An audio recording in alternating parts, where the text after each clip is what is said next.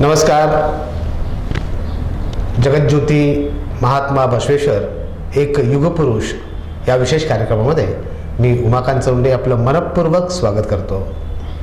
महात्मा बसवेश्वरांच्या जयंतीच्या पूर्वसंध्येला हा कार्यक्रम आम्ही खास तुमच्यासाठी घेऊन येत आहोत. या कार्यक्रमामध्ये अनेक विचारवंत आपले विचार बसवेश्वरांविषयी असलेले मांडत आहेत आणि तुम्ही तसाच रिस्पॉन्स आम्हाला देता, त्याबद्दल आपले हे आभार.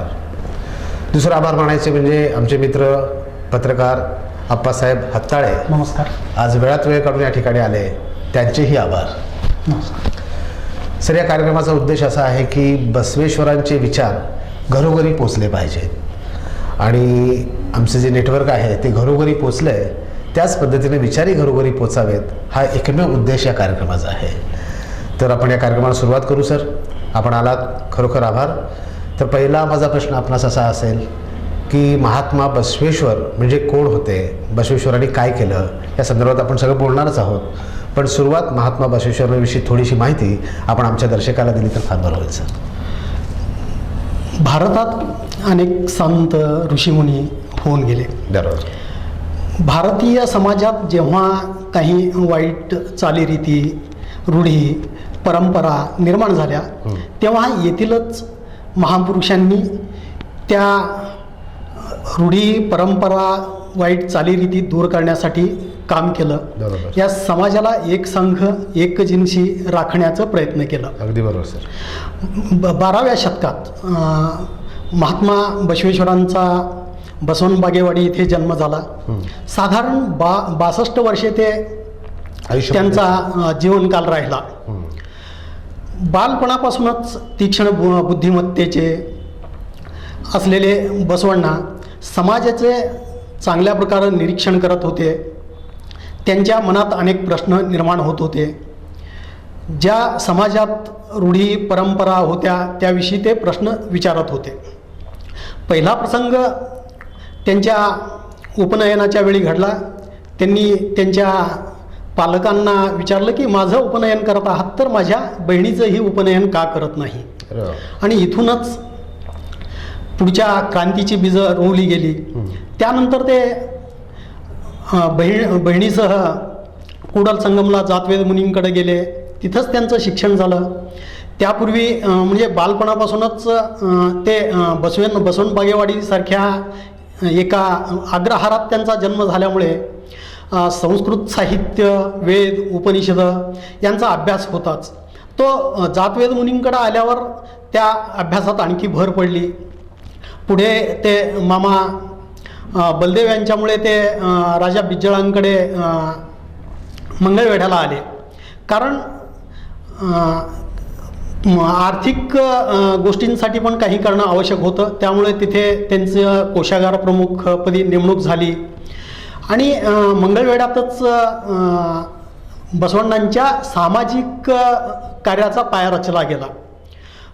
आणि त्यानंतर राजा बिज्जळानं आपली राजधानी कल्याणला हलवली. मग पुढे बसवण्णा तिथे त्यांचं जे पुढचं सामाजिक कार्य आहे ते केलं. अच्छा. आप्पासाहेब, तुम्ही छान माहिती सांगितली या संपूर्ण ह्याच्यामध्ये. तर बसव वचनानं खूप महत्त्व आहे. बसव वचनं अक्षरशः खूप इतकी महत्त्वाची आहेत की लोक त्याला मंत्र समजून आपल्या सोबत ठेवतात असं म्हटलं जातं. तर ते बसव वचनाचं महत्त्व काय किंवा बसव वचनाविषयी काय सांगा. सर, वचनांना कन्नडमधील उपनिषद म्हणून ओळखली जातात. अच्छा. म्हणजे इतकं गौरवात्मक उल्लेख किंवा इतका सन्मान वचनांना दिला जातो. बसवण्णांसह बसवपूर्वकालीन, बसवांच्या समकालीन आणि बसवोत्तर कालीन अनेक शरणांनी वचनांची निर्मिती केली आहे. अच्छा. काही नरसिंहाचार्यांचं म्हणणं आहे की जे नायनारांची पदं होती त्यांच्या प्रभावातून वचनांची निर्मिती झाली वगैरे असे काही तज्ज्ञ म्हणतात. ही वचनं म्हणजे स्वानुभवातून आलेली आहेत विशेष म्हणजे. आणि आपण म्हणतो की बोले तैसा चाले, पण हे बोले तैसा चाले नाही आहे, हे चाले तैसा बोले आहेत. म्हणजे शरण संकुलातील सर्व शरण त्या प्रकारे जीवन जगले. अच्छा. जीवन जगून त्यांनी लोकांना सांगितलं अच्छा, अच्छा. की आपण कसं जगलं पाहिजे. मग लोकांना उपदेश केला आणि ही त्यांच्या स्वानुभवातून आलेली वचनं आहेत. बरोबर सर. त्यामुळे सर्व शरणांनी ही वचनं लिहिली म्हणजे म्हटली आणि ते शांतरस म्हणून होते. ते सर्व शरणांची वचनं लिहायचे. मग त्यानंतर त्यावर तेव्हाचे जे अनुभव मंडपाचे पीठाधीश्वर होते आलम प्रभू, हे ते अंतिम करायचे. मग ते वचनं फायनल व्हायचे. मग अशा प्रकारे ताडपत्रावर वगैरे किंवा ताम्रपटावर अशी वचनं लिहिली गेली. याच्याबरोबर आणखी एक मला उल्लेख करावासा वाटतो सर, की म्हणजे ही वचनं म्हणजे त्या कल्याण क्रांतीनंतर वचनं इतस्तता गेली, शरणांना अन्यत्र जावं लागलं. पण ह्याचं एक खूप मोठं श्रेय डॉक्टर फ.गो. हळकट्टी यांना द्यावं लागेल. कारण साधारण आत्ता सध्या अस्तित्वात आहेत ती साधारण 21,000हून अधिक वचनं उपलब्ध आहेत. त्यापैकी 1423 काहीतरी वचनं बसवण्णांची उपलब्ध आहेत. ही वचनं उपलब्ध होण्यामागं डॉक्टर फ.गो. हळकट्टी यांचं श्रम खूप मोठा आहे. त्यांनी ही वचनं शोधली. त्यासाठी त्यांनी आयुष्यभर परिश्रम केलं, ते संकलित केलं, त्यावर अभ्यास केला. मग त्यांच्यामुळे ही वचनं सर्वसामान्यांना उपलब्ध होऊ शकली. म्हणजे त्यानंतरही अनेक लोक ही वचनं गात असली तरी, म्हणत असली तरी, अनेक वचनं ही अनेक ठिकाणी राहिली होती, जी अनेकांच्या घरातून मिळवली, कुठे मठातून मिळवली, असे मिळवून त्यांचं संकलन करण्याचं काम डॉक्टर फ.गो. हळकट्टींनी केलं. आणि दुसरी गोष्ट म्हणजे शरणांनी म्हणजे लाखो प्रमाणात ही वचनं रचलेली होती. त्यामुळे त्यांची संख्या खूप मोठी होती. पण ती कल्याण क्रांतीनंतर जे काही घडलं त्यात ते लुप्त झाली होती. त्यांना परत जनमानसांसमोर आणण्याचं काम डॉक्टर फ.गो. हळकट्टी यांनी केलं. ही सगळी महत्त्वाची कामं हलकट्टी सरांनी केलेली आहे. त्यांचे खरोखर उपकार मानायला पाहिजेत, कारण का आपलं पूर्ण आयुष्य त्यांनी त्यासाठी दिलेलं आहे. तर वचन साहित्याबरोबरच सभा मंडप म्हणजे ज्याला आपण म्हणतो, तुम्ही ज्याला आपण अनुभव मंडप जे म्हणतो, त्याचं फार महत्त्व बसवेश्वरांच्या आयुष्यात होतं असं म्हटलं जातं. तर ते अनुभव मंडप म्हणजे काय आहे आणि कशा प्रकारे त्यावेळेला त्याचं कामकाज चालायचं किंवा त्यातून समाजाला काय मिळायचं सर आमच्या दर्शकांसाठी? आज म्हणजे लिंगायत समाज हे पूर्वीपासून बसव जयंती घराघरात साजरं करायचं. घरोघरी साजरी होत असलं तरी जाहीररित्या म्हणजे सार्वजनिकरित्या बसव जयंती साजरी झाली ती पहिल्यांदा 1913 दावणगेरेत पहिल्यांदा. कर्नाटक गांधी हर्डेकर मंजप्पा यांनी पहिल्यांदा बसव जयंती सार्वजनिकरित्या साजरी केली आणि ते बसव जयंतीचे प्रणेते आहेत. त्यांनी तेव्हा सुरू केल्यामुळं आज मोठ्या प्रमाणात बसव जयंती साजरी होऊ लागली. लोकांना म्हणजे समजायला लागलं. लोकांना बसवांना हे नाव माहीत असलं तरी अनुभव मंडप म्हणजे काय, तिथे काय चालायचं याची फारशी माहिती लोकांना नव्हती. पण गेल्या तुम्ही 2014 नंतर आपणही ऐकला असाल की संसदेत अनेक वेळा अनुभव मंडपाचा उल्लेख झाला. आपले पंतप्रधान नरेंद्र मोदी यांनी वारंवार म्हणजे लोकसभेतल्या अनेक सत्रांमध्ये बसवण्णांचा अनुभव मंडपाचा उल्लेख केला आणि इंग्लंडच्या बसवण्णांच्या पुतळा अनावरण प्रसंगी असो किंवा अनेक अन्य म्हणजे जाहीर सभांमध्ये पण असो, बसवण्णांचा इतका मोठ्या प्रमाणात गौरव म्हणजे पहिल्यांदाच होताना दिसला की इतक्या वेळा. कारण तुम्ही कोणत्याही संसदेचं सत्र पहा, म्हणजे 2014 पासून अनेक वेळा बसवण्णांच्या नावाचा उल्लेख झाला. म्हणजे हे खूप मोठं आहे. असं यापूर्वी स्वातंत्र्याच्या 60 वर्षात कधीही घडलेलं नव्हतं. मग जेव्हा पंतप्रधानांनी अनुभव मंडपाचा उल्लेख केला त्यावेळी देशभरातल्या अनेक लोकांच्या मनात ही साहजिकच उत्सुकता निर्माण झाली की पंतप्रधान म्हणाले की अनुभव मंडप हे लोकशाहीचं पहिलं मॉडेल आहे. त्यावरनं अनेकांना ज्यांना अभ्यास नाही आहे अशा लोकांना पण उत्सुकता निर्माण झाली, त्यांच्यापर्यंत बसव विचार पोहोचू लागले. त्यामुळे आपण आता अनुभव मंडपाचा विचार करूया की अनेक तज्ज्ञ डॉक्टर फगू हळकट्टी हे म्हणतात आणि काही जण म्हणतात की श्रीशैल अनुभव केंद्र, पुटलकेरे केंद्र आणि चेणंगिल म्हणून एक केंद्र होतं. अशा 3 केंद्रावरून बसवण्णांना अनुभव मंडपाची कल्पना सुचली असावी असं तज्ज्ञांचं मत आहे. हे बसवण्णा जेव्हा मंगळवेढावरनं कल्याणला गेले, तेथे ते प्रधानमंत्री म्हणून काम करतानाच ही सारी समाजकार्य सुरू होती आणि तेथे त्यांनी अनुभव मंडपाची स्थापना केली. अनुभव मंडपाची स्थापना केल्यावर मग देशभरातले अनेक शरण तिथे आले. अफगाणपासून दक्षिण भारतातील लोकांपर्यंत, राजापासून सर्वसामान्य माणसापर्यंत, कष्टकऱ्यांपर्यंत अनेक लोक बसवण्णांचे विचार ऐकून तिथपर्यंत आले. अनुभव मंडपात आले. अनुभव मंडपात 770 अमरगण होते असं आयदेक्की लक्कामाच्या वचनात उल्लेख आहे. पण त्यातून आता 125 पुरुष आणि 23 महिला असं एवढ्याच शरणांची आपल्याला माहिती आता सध्या उपलब्ध आहे. पण एकूण 770 जण तिथे असायचे. आणि तिथे अलमप्रभू, नंतर सिद्धराम हे त्याचे अधिपती होते. आणि तिथे अनेक विषयांवर चर्चा चालायची. तिथे वचनं सांगितली जायची, त्यांच्या स्वानुभवातून आलेल्या गोष्टी मांडल्या जायच्या, त्यावर साधक बाधक चर्चा व्हायची. ती चर्चा झाल्यानंतर त्यावर म्हणजे पीठाधिपती त्यावर म्हणजे निर्णय द्यायचे, ती वचनं निश्चित करायचे.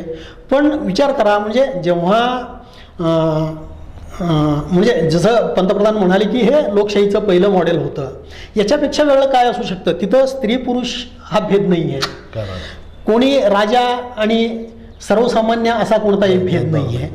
प्रत्येक वर्गातील माणूस तिथे आहे, प्रत्येक वर्गातील स्त्री तिथे आहे आणि सगळ्यांना समान अधिकार आहे आणि कोणताही भेदभाव पाळला जात नव्हता. असं साधारण एक सर्वसाधारण स्वरूप अनुभव मंडपाचं. आताच्या संसदेमध्ये महिलांसाठी रिझर्वेशन वगैरे 30% वगैरे त्या 12व्या शतकात महाराजांनी ते केलं होतं असं तुम्हाला म्हणायचं. हां, बरोबर आहे. कारण आत्ता आपल्याला हे स्थानिक स्वराज्य संस्था असोत किंवा आता अन्य संसद, विधिमंडळ याच्यातल्या आरक्षणासाठी आपल्याला भांडावं लागायला लागले. आणि असं भांडावत असताना त्यावेळी त्यांनी कोणताही भेद ठेवलेला नाही आहे, सगळ्यांना समान संधी दिली, स्त्री पुरुष एकच आहेत असं त्यांनी सांगितलं. आणि त्यावर आणि प्रत्येक विषयावर प्रत्येकाला मत मांडण्याचा अधिकार होता. क्या बात आहे. कुणी छोटा मोठा नव्हता. त्यामुळे प्रत्येकजण आपली मतं तितक्याच समर्थपणे, तितक्याच निडरपणे आणि खुलेपणाने मांडू शकत होता. अच्छा, म्हणजे त्या अनुभव मंडपाचा अनुभव सर्वसामान्यांना देखील येत होता आणि समाजासाठी त्याचा वापर होत असेल असं म्हणायचं. हां, ह्यातूनच समाज चिंतन घडत होतं. अच्छा. आणि ते तिथून मग जे विचार मांडायचे, तिथून मग जे जंगम असायचे ते म्हणजे देशभर बसवण्णांचा आणि शरणांचा विचार घेऊन प्रचार प्रसार करायचे. आणि हे जंगमांनी केलेल्या प्रचार प्रसारामुळेच असे अनेक लोक होते, लाखो लोक जे म्हणजे हे कार्य करायचे. हे कार्य ऐकूनच म्हणजे काश्मीरचा मोळगे माराया म्हणून जे ओळखले जातात, जो भूपाळदेव म्हणून राजा होता, तो अफगाणचा राजा, अक्कमादेवी असोत, अलमप्रभू असोत, सोलापूरचे सिद्धराम असोत, असे अनेक शरण अनुभव मंडपात एकत्रित आले, ते केवळ याचमुळे. अच्छा. अप्पासाहेब या विषयावर खूप छानपैकी विश्लेषण करतायत. ही चर्चा अशीच चालू राहणार आहे, परंतु घेणार आहोत एक छोटीशी विश्रांती आणि पुन्हा येणार आहोत बसवेश्वरांचे विचार ऐकण्यासाठी. आपल्या आयुष्यातील महत्त्वपूर्ण गोष्टींना प्रसिद्धी मिळावी असंच आपल्याला वाटतं, म्हणूनच त्याची जाहिरात करणं हा उत्तम मार्ग. हॉटेल, घर, शाळा, मॉल, हॉस्पिटल, दुकान या सर्वांची माहिती इतरांपर्यंत पोहोचवण्याचे उत्तम माध्यम म्हणजेच in metro news. Channel number 125. आपल्या व्यवसायाची भरभराट करण्यासाठी आजच संपर्क साधा सलीम पटेल यांना. मोबाईल 9370 28 36 29. नमस्कार, आपण Metrocast network India private limited सोबत आहात. आपले आभार. गेल्या 15 वर्षांचा प्रवास अत्यंत सुखद झाला. विना व्यत्यय अखंड सेवा देणं हेच आमचं कर्तव्य. त्यामुळंच आज लाखो संतुष्ट ग्राहक आमच्यासोबत आहेत. खास ग्राहकांच्या मनोरंजनासाठी आम्ही घेऊन येत आहोत जागतिक दर्जाची अत्याधुनिक केबल सेवा. यात सुपर क्वालिटी पिक्चर, सुस्पष्ट आवाज, HD चॅनल्सची शृंखला आणि तब्बल 1000हून अधिक चॅनलसह सेवा देण्यासाठी आम्ही सज्ज आहोत. बेंगलोर, बेळगावी, दावणगिरी, राणीबेन्नूर, हुबळी, धारवाड, बिदर, बಳ್ಳारी, बागलकोट, विजापूर, रायचूर, हुमनाबाद सह कर्नाटक, तसंच सांगली, सातारा, कोल्हापूर, गडहिंग्लज, मिरज, नाशिक, उस्मानाबाद, सोलापूर आणि मुंबईसह महाराष्ट्र, तसंच गोवा आणि पश्चिम बंगालच्या कोलकात्यानंतर ही अत्याधुनिक सुविधा आता सोलापूरकरांना अनुभवता येणार आहे. यासोबत सुपरफास्ट इंटरनेट सेवाही मिळणारच आहे. इतकंच नाही तर लवकरच IPTV आणि OTT प्लॅटफॉर्मही उपलब्ध होणार आहेत.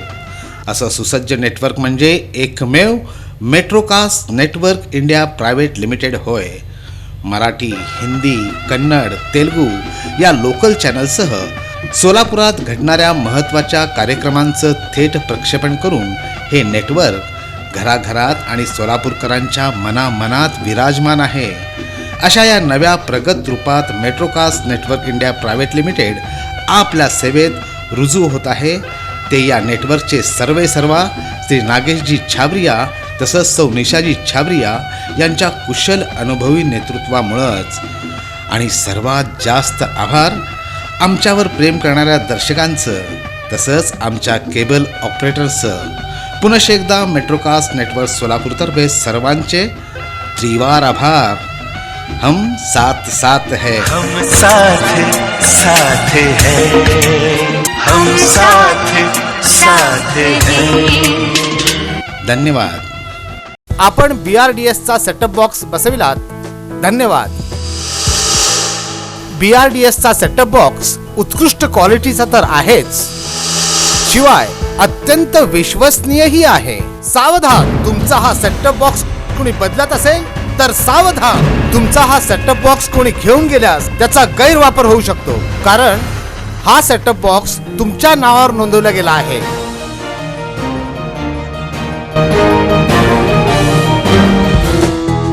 BRDSचा सेटअप बॉक्स हा आपला सेटअप बॉक्स.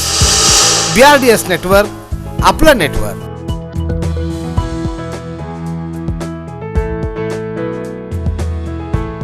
पुनश्च एकदा जगज्योती महात्मा बसवेश्वर एक युगपुरुष या कार्यक्रमामध्ये मी आपलं मनपूर्वक स्वागत करतोय. माझ्यासोबत चर्चेसाठी आहेतच आप्पासाहेब हत्ताळे. छानपैकी विश्लेषण ते करतायत. पुढचा प्रश्न त्यांना मला असं विचारायचा वाटतो की बसवेश्वरांचे आचार आणि विचार कसे होते, समाजाला त्याचा कितपत फायदा झाला, हे सांगतील आप्पासाहेब. सर, 12व्या शतकामध्ये उत्तरेकडनं आक्रमण म्हणजे बाह्य आक्रमणं वाढत होती आणि तेव्हाच्या समाजात काही वाईट गोष्टी पण तयार होत होत्या. त्यावेळी म्हणजे हा समाज तेव्हा निस्तेज बनत होता. म्हणजे त्यामुळे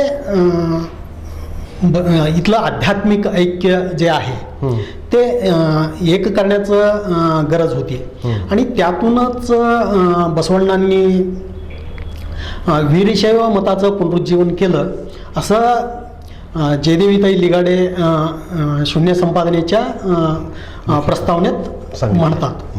कारण एकीकडे बाह्य आक्रमण आणि इथल्या समाजात जे काही दोष निर्माण झालेले होते, अंतर्गत दोष, त्याच्या म्हणजे ते दूर सारून एक समरस समाज निर्माण करणं गरजेचं होतं आणि त्या दिशेनं बसवण्णांनी पावलं टाकली. त्यासाठी बसवण्णांनी अष्टावरण, षटस्थल, पंचाचार हे विचार लोकांना दिले. ते त्यांचे विचार म्हणजे समाजात कोणतेही भेद असू नयेत हा त्यांचा विचार होता आणि त्यातूनच त्यांनी कायक सिद्धांत मांडला. म्हणजे भगवद्गीतेत सांगितलेला कर्मयोग कालानुक्रमे लोकांच्या आचरणातून दूर होत होता. अशा प्रसंगी बसवण्णांनी कायक सिद्धांत मांडला आणि कायक वे कैलास म्हणजे कर्म हेच कैलास आहे असं बसवण्णांनी सांगितलं. हे कायक तत्व मांडण्यामागे बसवण्णांचा हा विचार होता की प्रत्येकानं काहीतरी कर्म करावं, काहीतरी दररोज काम करावं आणि त्यातूनच आपला उदरनिर्वाह चालवावा, हाच बसवण्णांचा विचार होता. हा जसा विचार होता, हा विचार मांडताना दुसरीकडे असा एक विचार येतो की तुम्ही कायक म्हणजे कर्म केलात, एखादी व्यवसाय निष्ठेनं परिश्रमानं केला तरच आपली राष्ट्राची संपत्ती वाढू शकते, प्रतिष्ठा मिळू शकते. त्यामुळे बसवण्णांनी कायक म्हणजे श्रमाला खूप मोठी प्रतिष्ठा मिळवून दिली.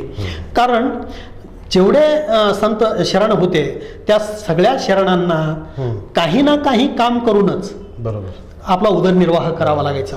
कारण मोळगे मारय्या हा राजा असूनही म्हणजे दररोज जंगलात जाऊन लाकडं तोडायची, ती गोळा करून आणायची आणि ते विकायचं. मग त्यातून जो पैसा येतो त्यातून आपलं उदरनिर्वाह करायचा. बरोबर हा म्हणजे कायक. आणि कायक त्याला आणखी बसवण्णाने पुढं नेलं आणि त्याला दासोहची जोड दिली. अच्छा. दासोह आपण आज सर CSR म्हणतो. CSRची संकल्पना बसवण्णांनी 12व्या शतकात मांडली. क्या बात.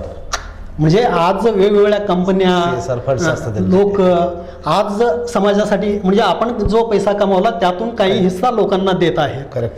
पण बसवण्णांनी हा विचार तेव्हा मांडला. आज आपण वॉरेन बफेचं कौतुक करतो, पण हा विचार बसवण्णांनी 12व्या शतकात तेव्हा हा विचार लोकांसमोर ठेवला आणि लोक त्याप्रमाणे म्हणजे शरणांनी तर आचरण केलंच, पण त्याप्रमाणेच लोकांनीही त्याला प्रतिसाद दिला. लोक तसं वागले आणि ती परंपरा आजही अनेक ठिकाणी चालू आहे. आपल्या सोलापूर शहरातही दासोह परंपरेतून अनेक संस्था उभ्या राहिल्या हे आपण जाणता.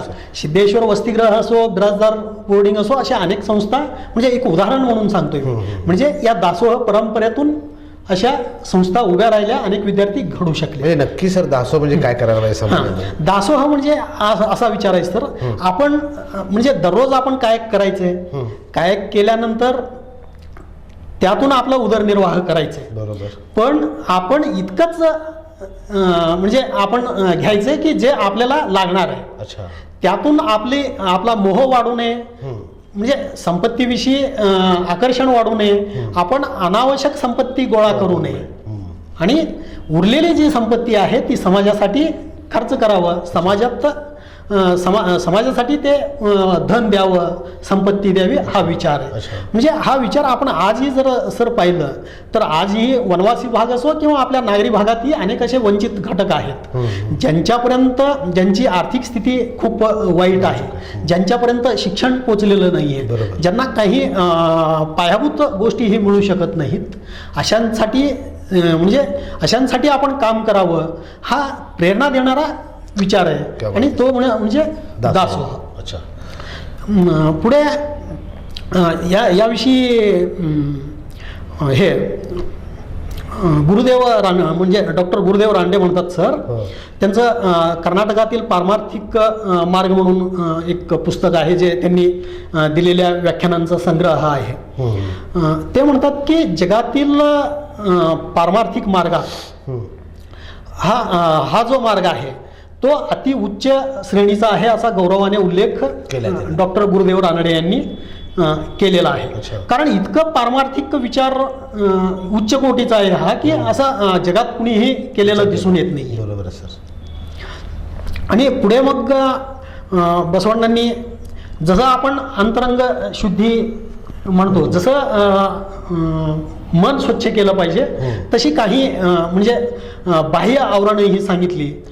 त्यासाठी त्यांना अष्टावरण असं म्हटलं जातं. म्हणजे ज्यात आहे गुरु, लिंग, जंगम, मंत्र, विभूती, रुद्राक्ष आणि पादोदक प्रसाद हे आहेत. आणि तसंच षटस्थल सांगितलं की भक्तस्थल, माहेश्वर स्थल, प्रसादी स्थल, प्राणलिंगी स्थल, शरणस्थल आणि ऐक्यस्थल. म्हणजे ही भक्तांची म्हणजे हे स्थळं जी आहेत भक्ताच्या विकासाचा क्रम आहे सर. काय ही भक्ती चळवळ होती, हे टप्पे आहेत म्हणजे पायऱ्या आहेत. भक्त स्थलावर म्हणजे आपण सगळा संसार सोडून भक्त झाल्यावर ह्या जगाचा व्यामोह सोडून भक्त म्हणजे आधी भक्ती सुरू केल्यावर मग पुढच्या टप्प्यात तो महेश्वर म्हणजे एक देवोपासना करेल. अच्छा. आणि पुढे तो प्रसादी म्हणजे की तुझ्याशिवाय दुसरा देव नाही आहे आणि मी त्याच्यावरच तो त्याचीच भक्ती करेल. म्हणजे पुढे प्राणलिंगे बनेल ज्याच्यात म्हणजे देव आणि लिंग याच्यातला भेद राहणार नाही आहे. आणि पुढे तो शरण बनेल आणि नंतर ऐक्यस्थल जो हे जगत आणि जीव याच्यात कोणतंही अंतर राहणार नाही आहे आणि तो त्यात ऐक्य होईल असं. आणि पंचाचार सांगितले, सदाचार, लिंगाचार, सदाचार, शिवाचार, वृत्ताचार आणि गणाचार. याच्यात वैयक्तिक, आर्थिक असे काही हे घालून दिले, निकष घालून दिले आणि त्यानुसार आपण आचार करावा असं बसवण्णांनी अगदी बरोबर सांगितले. आप्पासाहेब तुम्ही छानपैकी याचं विश्लेषण केलेलं आहे. त्याचबरोबर त्या काळामध्ये तुम्ही म्हणालात की CSR आत्ता निघालं आहे, पण त्या काळात बसवेश्वरांनी ते सुरू केलं होतं, त्याला जा दासो असं म्हटलं जातं. ही संकल्पना खूपच म्हणजे घेण्यासारखी आहे आणि ज्या काळी समाज मागासलेला होता त्या काळात हे विचार बसवेश्वरांनी मांडले आणि त्याचं इम्प्लिमेंटेशन केलेलं आहे. त्याचबरोबर आप्पासाहेब मला तुम्हाला असं विचार असं वाटतं की त्यावेळेला महिलांची परिस्थिती काय होती समाजातील आणि बसवेश्वरांचं त्यांच्याकडे बघण्याचा दृष्टिकोन काय होता? मी सांगितलं की मगाच्या बोलण्यात उल्लेख आला की अनुभव मंडपामध्ये शिवशाणी हे होत्या. अक्कमादेवी असोत, लक्कम्मा असोत, बोंतादेवी असोत, अक्क नागम्मा, नागलांबिका अशा अनेक शरणांच्या बरोबर त्यांच्या पत्नी होत्या. त्या म्हणजे अनेक दाम्पत्य तिथं होते.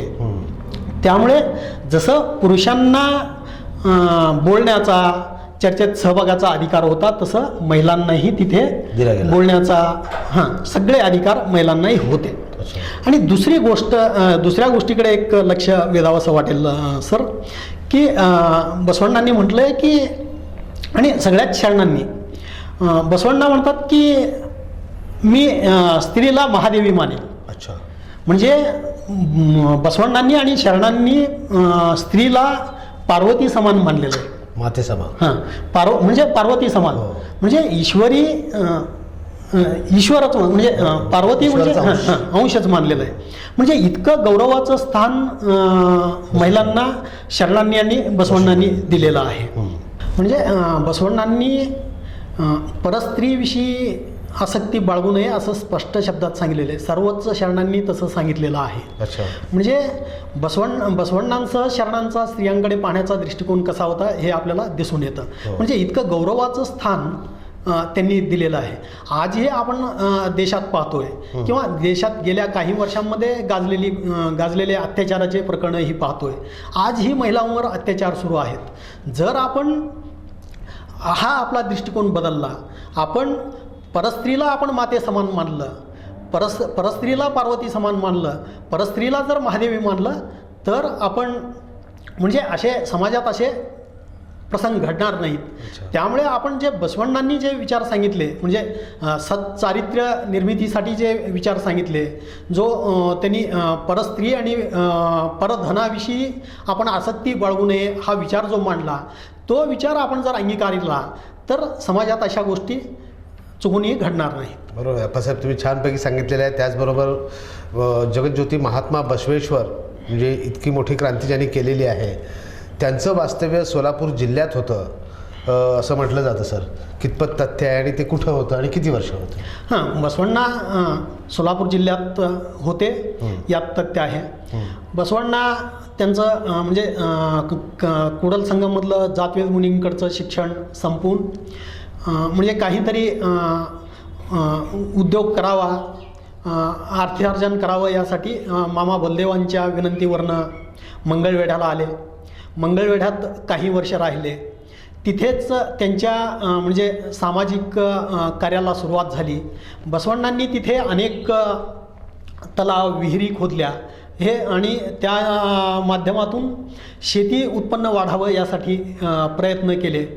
तिथे ते म्हणजे वेगवेगळ्या वस्त्यांमध्ये जायचे, वंचित समाज घटकांशी बोलायचे, त्यांच्या मनातून काही ज्या रूढी परंपरा होत्या, अंधश्रद्धा होत्या, त्या काढून टाकण्यासाठी काम करायचे. अशा पद्धतीनं त्यांच्या सामाजिक कार्याला तिथे सुरुवात झाली. आणि बसवण्णा तिथे राहिले. पण एक खेदाची बाब अशी आहे सर, म्हणजे सध्या मंगळवेढ्यात असं त्यांच्या स्मृती काही नाही आहेत. त्या म्हणजे तिथे बसवण्णा होते, त्यांच्याशी संबंधित एखादी गोष्ट आहे अशी तिथे काही अस्तित्वात नाही आहे. आणि त्यामुळेच गेल्या काही वर्षापासून, म्हणजे साधारण गेल्या 10 वर्षाहून अधिक काळापासून आपल्या म्हणजे मागणी जोर धरते आहे की तिथे बसवण्णांचं स्मारक मोठ्या प्रमाणात व्हावं.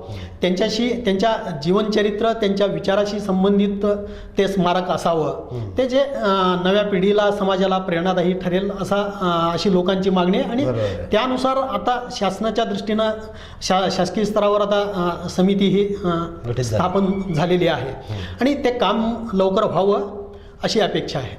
पण त्यालाच जोडून आणखी एक गोष्ट सांगावं इच्छितो सर. सांगा. जसं मंगळवेढ्यात बसवण्णा राहिले हे सोलापूरशी संबंधित आहे, तरी बसवण्णांची जी कर्मभूमी आहे आणि जिथं त्यांनी पुढील कार्य केलं ते कल्याणमध्ये बसवण्णांची संबंधित अनेक स्मारकं आहेत, आजही ती उपलब्ध आहेत. पण याच्याहूनही खूप मोठी खेदाची बाब आहे सर की ती सगळ्या म्हणजे स्मारकांच्या ठिकाणी अतिक्रमण झालेलं आहे, दुसऱ्यांनी बळकावलेली आहेत.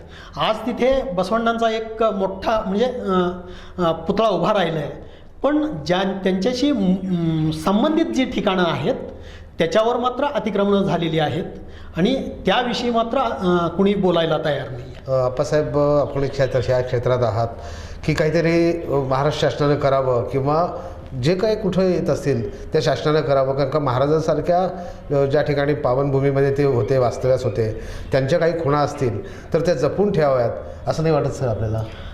हां, ते जपून ठेवले पाहिजेत आणि त्यांच्या सुरक्षेसाठी आता मंगळवेढ्यात तर त्यांचं स्मारक उभं राहिलं पाहिजे, तिथं काहीच नाही आहे. आणि जिथं त्यांच्याशी संबंधित ठिकाणं आहेत, स्मृती आहेत, त्या जपण्यासाठी समाजानं पुढाकार घेण्याची, समोर येण्याची गरज आहे. कारण तुम्ही आज जर ते प्रयत्न नाही केले, भविष्यात आज आपण म्हणतो इथं होतं एवढं तरी म्हणतो, भविष्यात त्या अस्तित्वाच्या खुणाही राहणार नाही. बरोबर आहे. आप्पासाहेब, हेच बोलत असताना कल्याणचा विषय निघाला तर कल्याण क्रांती म्हणजे नक्की काय आहे आणि त्यामुळं समाजाचा कशा पद्धतीनं फायदा झालेला आहे? बसवण्णांच्या काळात कर्नाटकामध्ये म्हणजे जसं हिंदू होते तसंच त्यावेळी जैन समाजाचा खूप मोठा प्रभाव होता आणि त्या काळचे राजेही जैन होते. बसवण्णा म्हणजे त्या संपूर्ण कर्नाटकात जैन समाजाचा खूप मोठा प्रभाव होता. परंतु म्हणजे सगळ्याच म्हणजे आपल्या संतांनी चांगले विचार दिले आहेत, पण कालानुक्रमे त्यात काही दोष निर्माण झाले.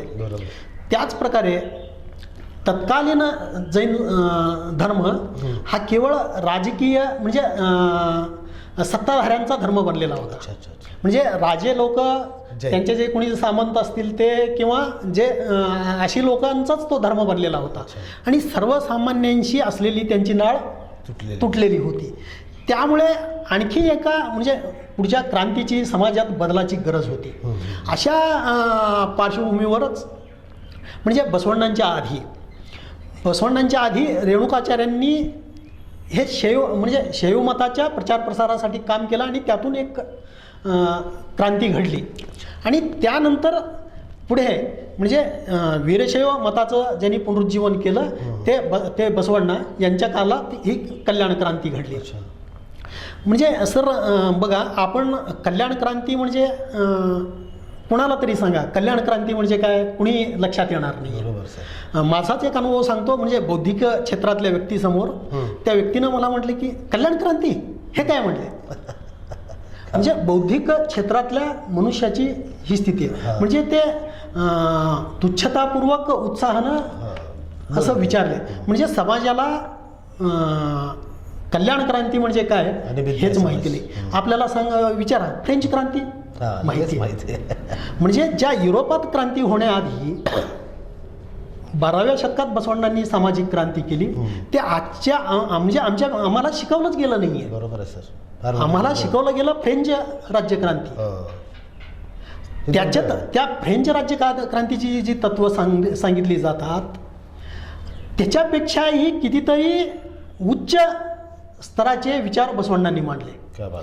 जे आपण म्हणतो समता बंधुत्व वगैरे सांगतो, इथे तर म्हणजे माणसातला आणि जीव आणि जगत याच्यातला म्हणजे बंद आणि हेच तोडून टाकलं. म्हणजे यत्र तत्र जीव म्हणजे प्रत्येक मनुष्यात ईश्वर पाहणं शिकवलं ज्यांनी. म्हणजे यत्र जीव हा तत्र शिव हा सांगितलं. काय म्हणजे प्रत्येक मनुष्यात ईश्वर आहे असा जो विचार दिला तो फ्रेंच राज्यक्रांतीत नाहीये. नाही, शक्यच नाही सर. खरं आहे. कायद्यानं फ्रेंच राज्यक्रांतीनं कायद्यानं हक्क मिळवून दिले असतील, पण आतनं जे बदल घडायला पाहिजे, यातून जो म्हणजे समाज समरस व्हायला पाहिजे, हा खूप म्हणजे उच्च कोटीचा विचार आहे. हो, खरं सर. पण आपल्याला हे काही कुणाला माहिती नाहीये. देशात आपल्याला हे शिकवलं गेलेलं नाहीये की बाबा आपल्या देशात अशी क्रांती घडली. घडलं काय सर की मधुरस आणि हरळय्या जे ब्राह्मण आणि दलित मुलामुलींचं या दोघांच्या मुलांचा विवाह लावण्यात आला. हा विवाह लावल्यानंतर म्हणजे तत्कालीन जे काही कर्मठ लोक होती त्या लोकांनी कागाळ्या सुरू केल्या. कागाळ्या सुरू केल्यावर मग खूपच रणकंदन माजलं. त्या दोघांना म्हणजे जे मधुरस आणि हे होते हरळय्या त्यांना हत्तीच्या पायी देऊन मारण्यात आलं. मग त्यानंतर काही शरणांनी राजा बिज्जळाचा वध केला असं त्याविषयी काही मतभेद पण आहेत. काही जण म्हणतात की त्यांचा जो राजकीय त्यांच्या कौटुंबिक वाद होता त्या वादातून कलहातून ही बिज्जळाचा खून झाला असावा. बसवण्णांचा त्याच्याशी थेट संबंध होता का नाही या असा सगळा तो विषय आहे. म्हणजे त्यावर आणखी संशोधन होण्याची आवश्यकता आहे. अनेकांची अनेक मतमतांतर आहेत. आणि विचार करा आजही जेव्हा म्हणजे आंतरजातीय विवाह केल्यावर ऑनर किलिंगच्या घटना घडतात म्हणजे त्यावेळी हे घडलं. हा खूप मोठा रक्तपात तेव्हा घडला आणि त्याला शरणांना सामोरं जावं लागलं. म्हणजे बसवण्णांनी त्या काळात हा आंतरजातीय विवाह घडवून आणला आणि समाजात समरसता निर्माण करण्याचं, समाजात समानता प्रस्थापित करण्याचं आणि ते पुढं नेण्याचं काम बसवण्णांनी केलं. आणि त्यातून हे सारं घडलं. आणि त्यानंतर जेव्हा राजा बिज्जळाला मारलं गेलं त्यावेळी मग त्यांच्या मुलगा सोयदेवनं मग शरणांचा पाठलाग सुरू केला आणि यातून खूप मोठी वाताहत झाली आणि शरणांना अनेक ठिकाणी जावं लागलं. आणि बसवण्णा ह्याला कुडल संगमला गेले आणि तिथे त्यांनी समाधिस्थ म्हणजे त्याविषयी अनेक मतमतांतर आहेत. बसवण्णांनी त्यात जलसमाधी घेतली का त्या सैनिकांनी मारलं अशा अनेक गोष्टींचा उहापोह पण कशाला काही आधार नाही आहे. त्यामुळे अनेकांनी बसवण्णांचं एकूण व्यक्तिमत्व विचार यावरून अनेकांनी अनेक प्रकारचे कयास बांधलेले आहेत. त्यामुळे त्या गोष्टीला कोणताही आधार नाही. पण एवढं मात्र नक्की आहे की तिथे ते त्या कुडल संगमच्या त्या संगमामध्ये ते तिथे ऐक्य झाले हे मात्र निश्चित आहे. त्यांनी तिथे त्यात म्हणजे या लोकांच्या हाती लागून आपण मरण्यापेक्षा यात आपण लीन व्हावं असा विचारही केला असेल आणि तसं घडलंही असेल. आप्पासाहेब आपण जी माहिती याविषयी दिली त्याबद्दल मी आतला आभारीच आहे. आणखी आपल्याला काय सांगायचं आपण काय वेळेचं थोडंसं बंधन आहे, थोडंसं काय सांगायचं तर आपण सांगू शकता. दुसरी गोष्ट हे कल्याण क्रांतीनंतर अनेक शरण म्हणजे वचन साहित्याचं संरक्षण केले सर.